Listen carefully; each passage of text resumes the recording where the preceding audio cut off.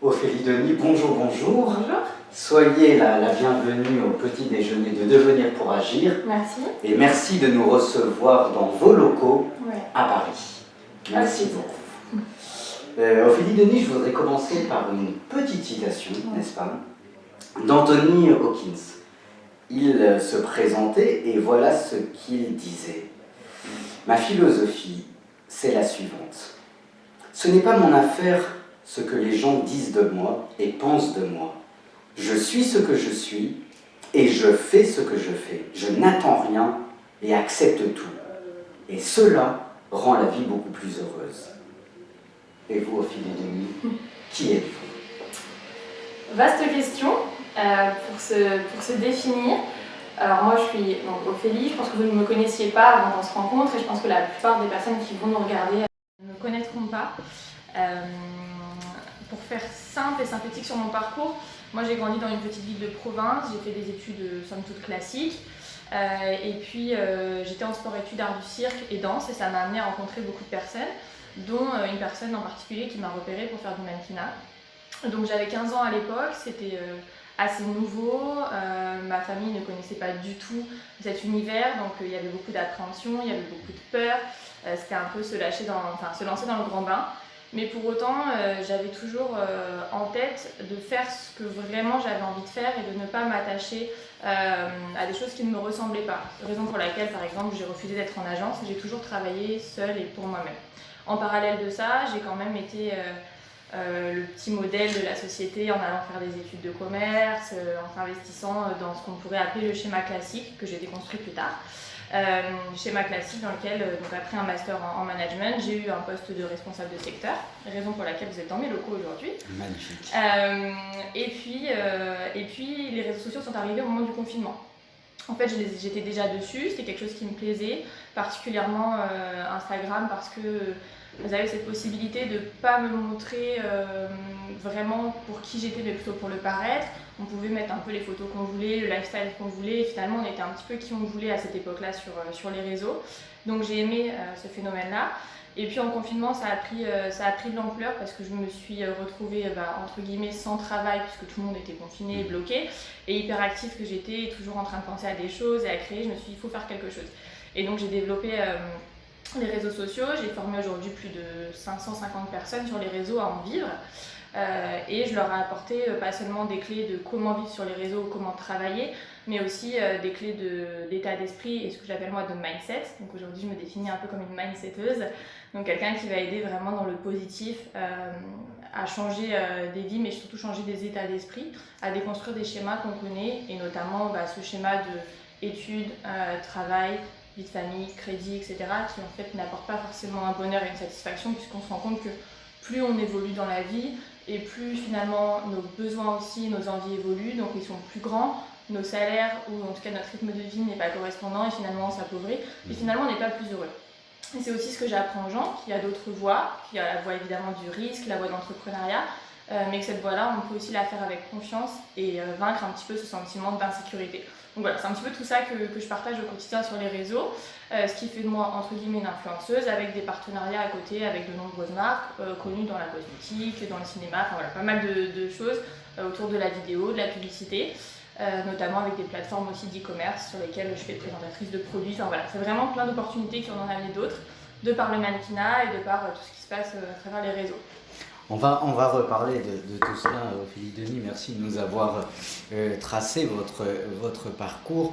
Peut-être l'interview va se construire en 3 points. Je commencerai tout d'abord par le mannequinat. Vous êtes mannequin. Quelle définition donnez-vous du mannequinat? Qu'est-ce qu'être mannequin? Qu'est-ce qu'un mannequin? Alors l'image traditionnelle, en tout cas, on peut voir le mannequinat sur plusieurs angles. Si on le voit du point de vue des marques, des recruteurs, des casteurs, l'idée c'est de pouvoir mettre en valeur le vêtement, donc c'est vraiment s'effacer soi-même pour faire ressortir le vêtement. Donc je dirais presque, et c'est paradoxal, le but c'est d'être la moins jolie possible, la moins éclatante possible. En général, on ne prend pas forcément des visages qui sont les plus entre guillemets, conformes aux dictats de la société. On va prendre des visages un petit peu un petit peu différents, des mâchoires un petit peu carrées, justement pour qu'on oublie un petit peu la personne et qu'on mette plutôt en valeur le vêtement. Donc il y a ce sentiment qui est un petit peu étrange, et du point de vue du mannequin, l'idée c'est d'avoir toujours les meilleurs contrats et d'être prise par les plus grandes marques pour pouvoir évoluer. Après, le mannequinat se découpe en plein de façons. On a toute la partie juste photo, shooting photo. Moi, c'est ce que j'ai fait pendant très longtemps. On a toute la partie concours casting, c'est ce que j'ai été amenée à faire aussi, et c'est ce qui finalement me ressemblait le moins. Parce que pour le coup, sur des concours, on est uniquement là pour le physique, mais on a rien d'autre que l'on peut exprimer.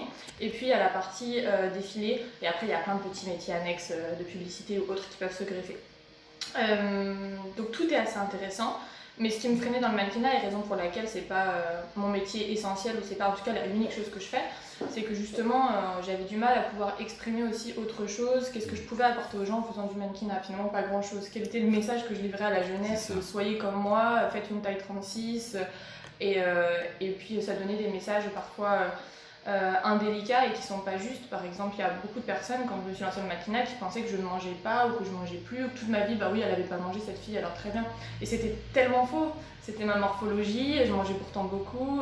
Et justement, quand j'étais confrontée à des agences ou à des contrats sur lesquels on me disait « Ah, mais là, t'as 1 ou 2 cm de trop en hanche, ah, mais là, etc. » Je disais « Ah, très bien, mais moi, je viens pas alors. » Parce que je veux pas changer qui je suis. Et si ça te convient pas, je vais pas changer pour entrer dans une norme d'1 centimètre, c'est ridicule 1 centimètre.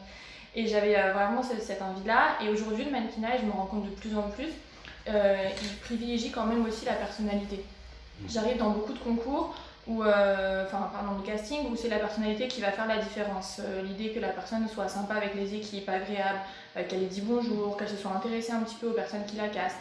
Ça fait souvent la différence, et je le vois de plus en plus dans des jobs que je peux avoir en mannequin cabine, en défilé ou autre, où les gens vont me rappeler parce qu'ils vont se dire « Ah, mais en fait, cette fille-là, elle était sympa, quoi. Elle était accessible, elle s'est pas prise pour une star. » Et ça, c'est quand même aussi appréciable. Donc, quand même, sur le mannequinat, on s'intéresse un peu à la personnalité, mais voilà, ça reste aussi quand même très image. Non, c'est intéressant parce qu'il y a deux questions qui surgissent dans ce que vous dites, Ophélie Denis. La première, c'est quelle définition donnez-vous de la beauté? Parce qu'on on ne parle jamais de mannequinat, de mannequin sans beauté. Selon vous, la beauté est-elle subjective ou objective? Vaste question. Moi, je pense qu'elle est subjective et qu'elle appartient à chacun. Il y a par exemple, il y a plein de personnes qu'on ne trouve pas forcément belles au premier abord, et puis plus on les rencontre, on le sait, plus on les connaît, plus on s'intéresse à qui elles sont, et plus on voit qu'elles ont une bonne âme, on va les trouver belles, et la beauté va prendre notre définition. On le voit notamment dans l'art, tous les tableaux, toutes les sculptures que plein de personnes vont trouver moches et d'autres vont trouver belles, donc on voit bien qu'il y a un côté très subjectif. Par contre, dans le mannequinat, et c'est toute la difficulté, la beauté est censée être objective, puisqu'elle répond à des centimètres, à des dictates, à des tailles, à des formes, et en même temps, cette beauté évolue. La beauté de 2010 et la beauté de 2020 n'est pas la même. Donc... C'est intéressant ce que vous dites. Cependant, je voudrais vous poser une question un peu provocante sous la plume du philosophe Jean Baudrillard. Et voilà ce qu'il souligne: la misère du monde est tout aussi visible dans la ligne et le visage d'un mannequin que dans le corps squelettique d'un Africain. La même cruauté se lit partout si on sait le voir, si on sait la voir. Ma question est la suivante, Ophélie Denis. Finalement, dans le visage d'un mannequin, dans le corps d'un mannequin, le mannequin en lui-même ou en elle-même, en lui-même, pardon, ne cache-t-il pas la misère du monde? C'est-à-dire, devant la beauté que nous voyons, n'y a-t-il pas toute une misère qui est derrière et que l'on veut cacher volontairement? Oui, c'est vrai, surtout si on parle par exemple de mannequins de prêt-à-porter, on sait qu'elles vont représenter des vêtements de luxe. Alors on va peut-être pas parler des marques de luxe parce qu'il y a beaucoup de marques de luxe, notamment les marques de luxe françaises produisent en France, donc c'est un peu différent.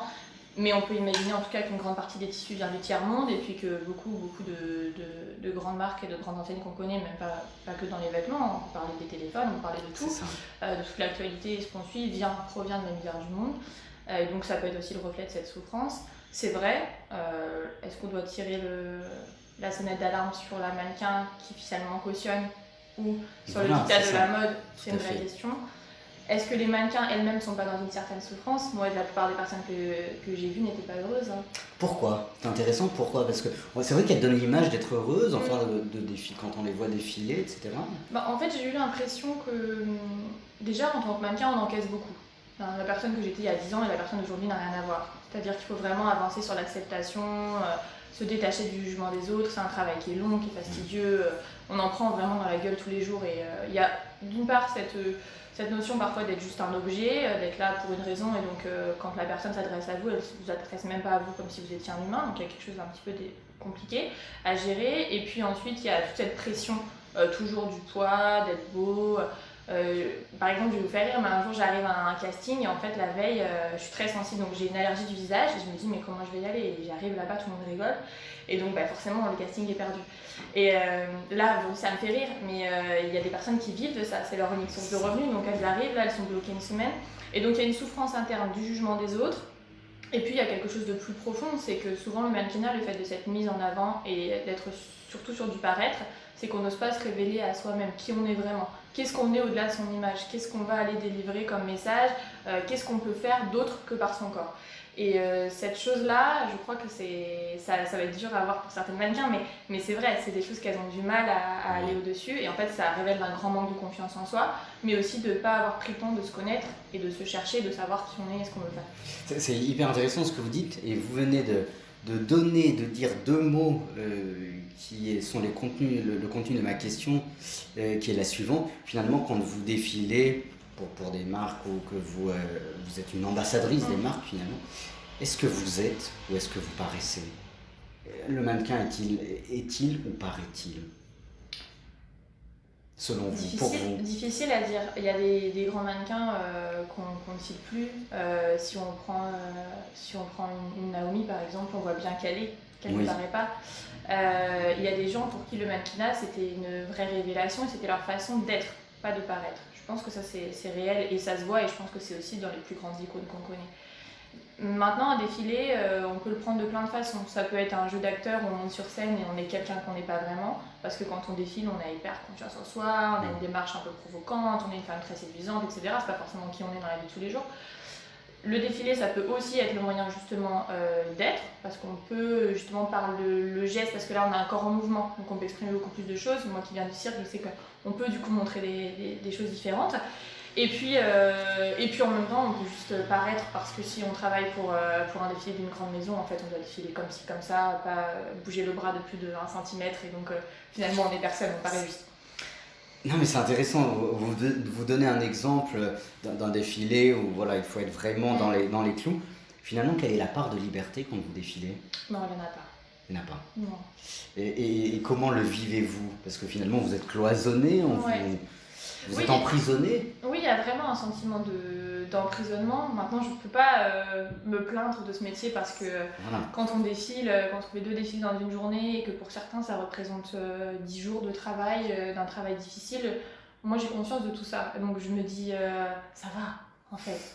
Mais par contre, oui, si on prend l'aspect psychologique, c'est un emprisonnement. D'abord parce qu'on arrive très tôt le matin, on part très tard le soir et toute la journée on est tiré à 4 épingles, on nous fait les cheveux, le visage, donc au final on ressemble presque plus vraiment à qui on est. Ensuite on doit défiler d'une certaine façon, on rentre, on est avec des personnes qui malheureusement ne seront jamais des amis parce que ça reste des rivales et qui en plus en général sont entre guillemets des bons petits soldats. Elles ont été tellement bien formatées qu'elles sont dans un truc et tout le discours qu'elles ont c'est tellement à l'opposé en général de qui vous êtes ou de ce que vous aspirez à faire dans le mannequinat.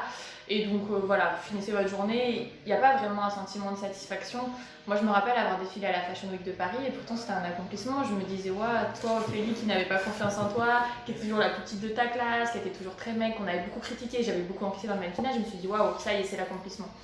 Et puis après avoir fait cette journée-là, après avoir passé l'euphorie, je ne sais pas si j'en retire vraiment un bénéfice. Je suis contente de l'avoir fait, mais je ne sais pas réellement ce que moi, ce que ça a dit à l'enfant de moi. C'est très intéressant ce que vous dites, parce qu'il y a à la fois une prise de recul et une profondeur dans vos mots. Ophélie Denis, je voudrais passer à la seconde partie de cette interview, à savoir le côté de... Vous vous définissez comme influenceuse. Quelle est la première définition d'influenceuse? Du mot influenceuse, parce que en fait c'est un mot assez nouveau, assez contemporain. Donc, quelle est cette définition que vous donnez? Pour moi, les influenceuses, donc on les avait vues apparaître, on va dire, à partir des années 2013, 2015, voilà. Ça naît à peu près dans ce mouvement-là. La vraie différence que ça apporte, c'est qu'on s'adresse, on parle de personnes qui ne sont pas connues, donc pas de médias classiques, de la télévision, qui ne sont pas reconnues pour des compétences traditionnelles, je dirais, donc le cinéma, la mode, l'art, etc. Et puis finalement, ces personnes arrivent à générer autour d'elles une espèce d'engouement, une communauté, des gens qui s'intéressent et qui vont suivre leur choix. Et puis donc ça attire des marques qui elles se disent donc cette personne est bankable, je vais lui proposer des produits, elle va donc pouvoir les revendre et cette personne devient un objet marketing. Ça c'est la définition de base de l'influence. Maintenant c'est un mot que j'aime pas beaucoup parce que influence, alors on peut le prendre d'un côté très positif mais aussi très négatif. Je trouve que influencer les gens, ça revient un peu à ce que je disais tout à l'heure, c'est les faire s'effacer de qui ils sont pour suivre un courant. Et donc ça c'est quelque chose que j'aime pas trop.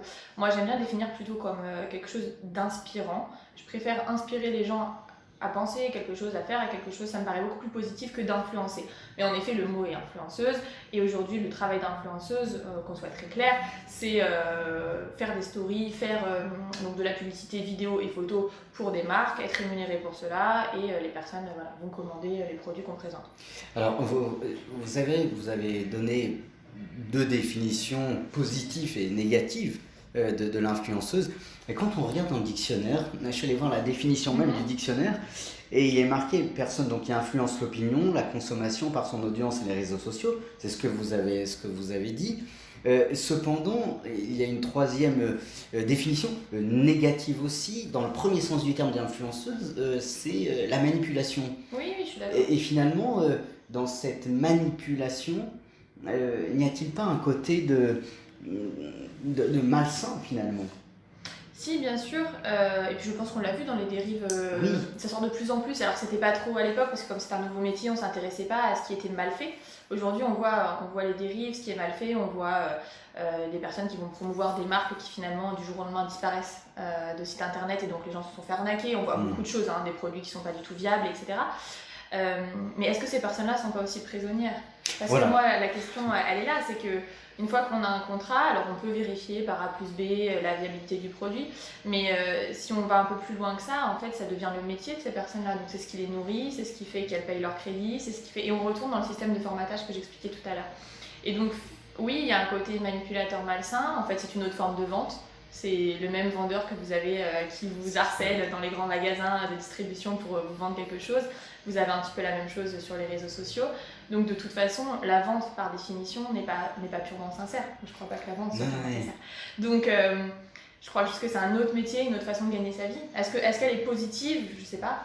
Non, c'est très intéressant parce que il y a quand même quelque chose. Vous venez de donner ce mot que vous avez utilisé tout à l'heure sur le mannequinat, c'est la liberté. Mais finalement, est-ce que l'influenceuse que vous êtes n'est pas entre guillemets cet outil de non-liberté, d'emprisonnement, parce que à la fois vous êtes emprisonné par les marques qui vous demandent et d'une autre manière vous emprisonnez, vous manipulez entre guillemets les personnes qui vont acheter vos produits.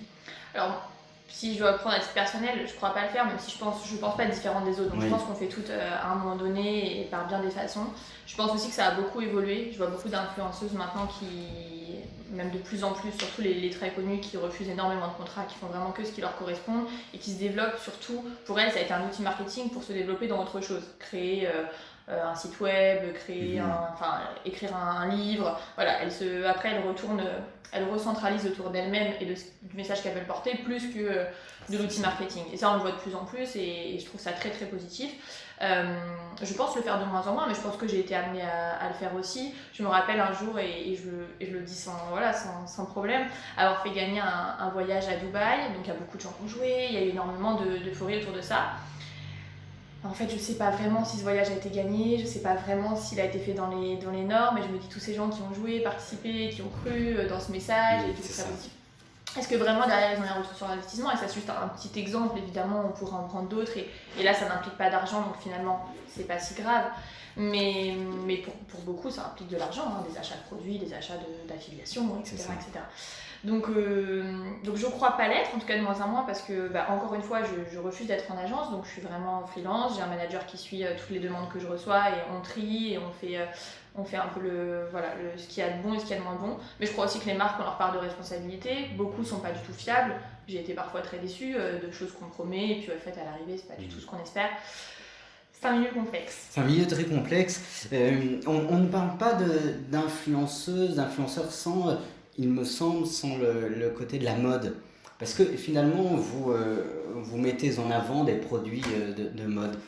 Quelle définition, Ophélie Denis, donnez-vous de la mode? Qu'est-ce que la mode? Et quelle est la place de l'influenceuse dans la mode?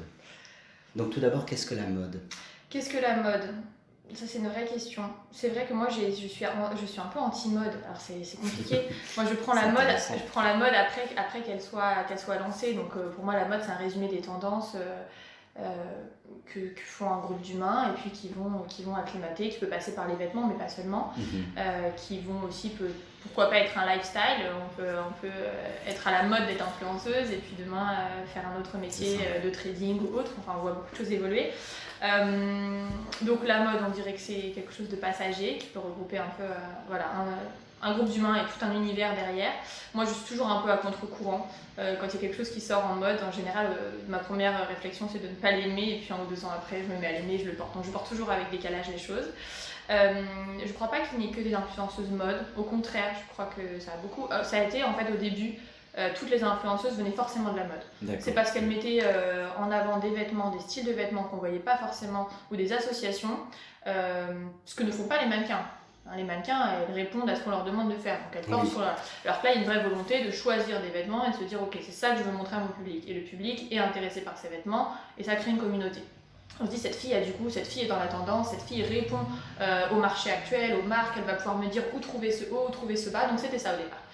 L'influence aujourd'hui c'est beaucoup moins ça et on le voit de plus en plus par l'évolution de beaucoup de personnes qu'on n'aurait pas pensé être influenceuses. Je vois beaucoup de filles aujourd'hui qui ont des problèmes de peau ou qui sont très fortes ou qui ont beaucoup de rondeur, qui percent beaucoup sur les réseaux parce que les gens s'intéressent beaucoup plus, je pense, au message qu'à l'image. L'image, ils en ont partout, la publicité dans le métro, sur les réseaux, parce que maintenant les réseaux sociaux sont sponsorisés, donc il y a beaucoup de pubs, ce qu'on n'avait pas avant. Donc finalement, on est saturé de toutes ces publicités. Donc tout ce qui est mode, je pense qu'on le voit, on le revoit, on le revoit. Évidemment, les influenceuses mode le sont restées et elles font aussi plein d'autres choses. Mais il y a une vraie émergence d'une influence différente, qui est celle de porter des messages, de répondre à des angoisses de la jeunesse et ou des personnes en général. Voilà, c'est ce que je crois en tout cas. Non, c'est intéressant, mais la mode, il y a un moment, en tout cas dans l'histoire, on parlait de mode en la mettant en parallèle avec le luxe. Quelle différence? Déjà, quelle définition donnez-vous du luxe? Qu'est-ce que le luxe? Alors le luxe, moi c'est vrai que j'ai fait mes études dans le luxe, donc c'est paradoxal. Mais le luxe, pour moi c'est tout l'art de désirer ce qui est impossible. C'est une belle définition. C'est un peu ce que je crois. Et donc j'ai aussi l'impression que quand on acquiert le luxe, on perd un petit peu de cette saveur de quelque chose qu'on ne pouvait pas avoir avant. Donc le luxe et la mode sont évidemment intimement liés, mais quand je vois des aficionados de grandes marques de luxe, je les vois pas plus heureux non plus, parce que je les vois acheter les vêtements et puis finalement il y a cette lassitude constante. D'où le fait que la mode existe pour pouvoir se renouveler, proposer des nouveaux produits, etc.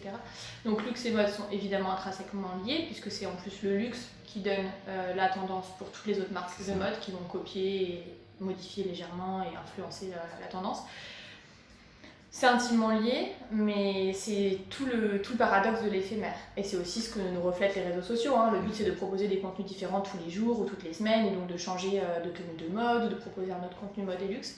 Et l'influence va de plus en plus vers le luxe, puisque les influenceurs aiment aussi montrer un lifestyle, un style de vie très luxueux. Donc ils vont vraiment se brander avec des marques, proposer non seulement des vêtements, mais aussi un intérieur avec des objets de luxe, des voitures de luxe, des voyages de luxe, et vraiment greffer tout le monde du luxe autour d'eux. Et ça, c'est aussi quelque chose d'assez fort qu'a fait l'univers du luxe, c'est de réussir à capter cette jeune génération qui, à la base, est à l'antipode des valeurs du luxe, qui vont être beaucoup plus classiques, sobres, on ne va pas trop s'exprimer, c'est un luxe discret, un peu le luxe qu'on connaissait. qui a été capté cette audience qui avait besoin d'exposer au contraire. D'accord. Ophélie Denis, le temps passe trop vite malheureusement, mais très rapidement, la troisième partie de l'interview. Quand on évoque le mot d'influenceuse, on pense au côté financier, à l'argent. Et finalement, quelle est la place que l'argent, quel est le regard de l'argent sur votre travail, dans le sens où on dit souvent que les influenceuses, les influenceurs gagnent énormément d'argent, voilà, sont avec des sponsors et ça. Quel est votre regard sur ce concept financier? Donc ça reste un travail, hein, on est d'accord. C'est un travail qui est plus ou moins bien payé. Tout le monde n'en vit pas. Moi, si je devais faire que de l'influence aujourd'hui, c'est pas quelque chose qui fonctionnerait. C'est la raison pour laquelle aussi j'ai développé tout cet aspect formation, parce que ça, par contre, ça me permet vraiment d'en vivre. Donc il y a des influenceuses très très connues qui vont avoir des salaires bien plus importants que des politiques ou des personnes qui ont fait 10 ans d'études, et ça on peut en discuter ultérieurement, mais en tout cas la valeur de l'argent est vraiment très différente. Je sais qu'il y a des contrats qui me prennent littéralement, je vais pas mentir, littéralement 1 minute et qui représentent 4 jours de travail pour quelqu'un. Ah oui. Et ça, j'en ai conscience parce que j'ai été cette étudiante pauvre, j'ai été cette personne en galère, j'ai fait des jobs au SMIC, et donc tout ça, je me souviens et je me dis, wow, tu te rends compte, tu es dans ton canapé, tu as fait quelque chose 1 minute et tu as gagné 4 jours de ce que tu faisais avant. Et ça, c'est vrai que c'est toujours un peu choquant. Donc je pense que la notion à l'argent est complètement différente. On ne pense pas du tout, la valeur de 100 € n'est pas du tout la valeur de 100 € de quelqu'un qui va travailler une journée. Oui. Je pense que c'est complètement différent. Ouais, on ne peut pas l'imaginer comme ça parce qu'on pense aussi long terme. Est-ce que la marque va nous renouveler? Est-ce que ça va nous apporter une autre source financière après? Ou est-ce que c'est juste un one shot? Parce qu'il y a ça aussi, le fait d'avoir une source de revenus pérenne.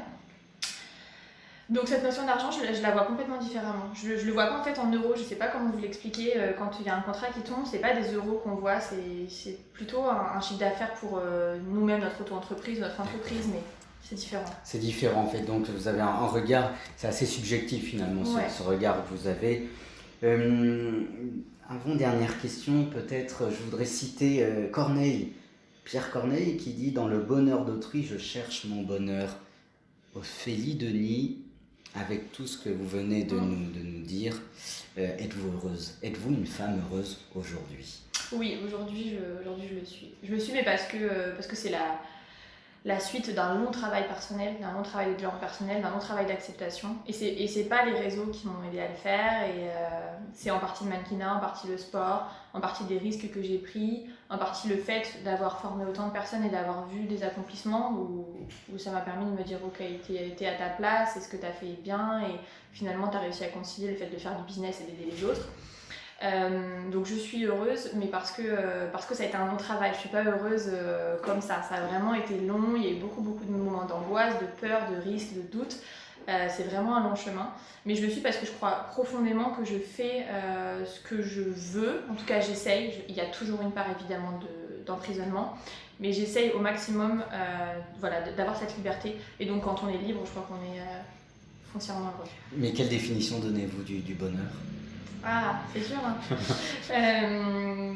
Je crois que c'est juste trouver le plaisir dans des moments simples. Moi aujourd'hui, je suis heureuse de pas être emprisonnée dans un travail où je dois passer plus de temps au travail qu'avec ma famille, où je dois passer plus de temps sur de la vie professionnelle que personnelle. Je crois avoir réussi à consacrer plus de temps à qui je veux être, le message que je veux délivrer, les personnes que je veux aider et comment je peux m'épanouir au quotidien dans des moments simples, comme entendre le chant des oiseaux le matin, jusqu'à prendre 15 minutes pour méditer chaque jour.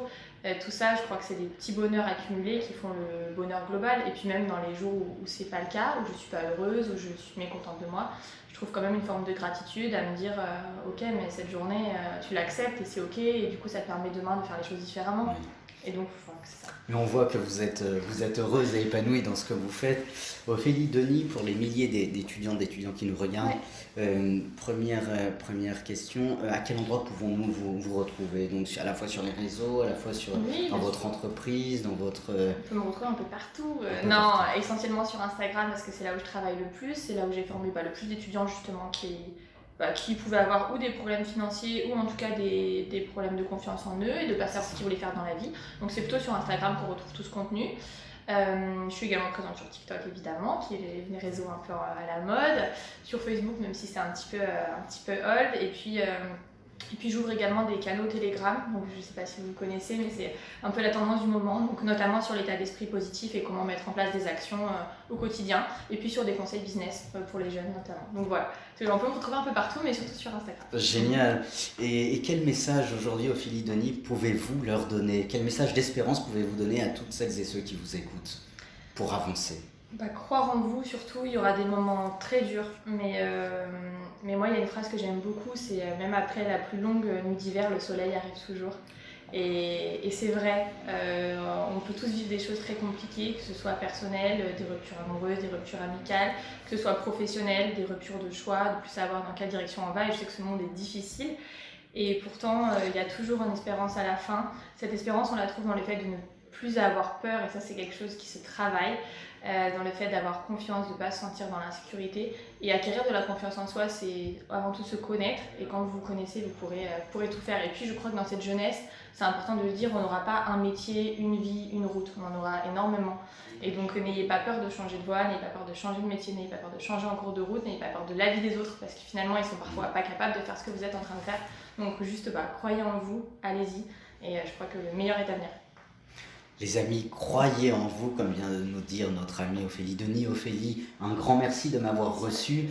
Et permettez-moi de terminer par une citation d'un philosophe qui, à mon sens, vous caractérise beaucoup, de Kierkegaard, qui souligne « On ne peut comprendre la vie qu'en regardant en arrière, on ne peut la vivre qu'en regardant en avant ». Je crois qu'Ophélie Denis, vous regardez la vie en avant. Merci pour ce moment et merci de vos encouragements et de nous permettre de croire en l'avenir et d'avancer sur ce chemin, parfois difficile, mais rempli d'espérance. Merci infiniment.